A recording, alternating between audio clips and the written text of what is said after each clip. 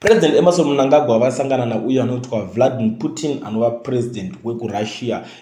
Uyo president akuti akataurwa nezvake vanhu vakawanda vanovhunduka nokuti vane zvinhu zvavanenge vakutanga kutofunga pamusoro pemurume iyeyi. So panapa nyaya iri kuitika ndekuti vanhu havasi kuzonzwisisawo kana chinango kuti vanhu havazosangana zvakamira sei. But inini masangano enei andikuita nenyaya panapo yatanga yakanyorwawo nemumwe ari kunyora kuti President Emerson Mnangagwa met with Russian President Vladimir Putin before the St. Petersburg International Economic Forum. He arrived in Russia after participating in South Korea Africa Summit in Korea. The discussions between Mnangagwa and Putin aimed to bolster the ties between their nations.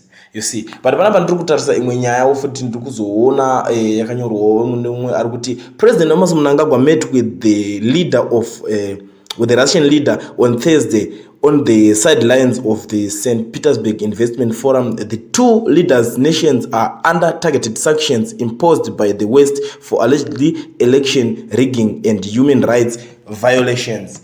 You see, zvakutanga kumeka sense manje kuti nekuti unoona apa pamonzi vari kuda kuti vamboona kuti vobatanidza voramba vachisimbisa ukama hwenyika dzavo kubatana kwavo vachididi, but kunopari kunzi nyika idzodzo dziri pamatargeted sanctions nenyaya yekubirira sarudzo nenyaya yema-human rights violations.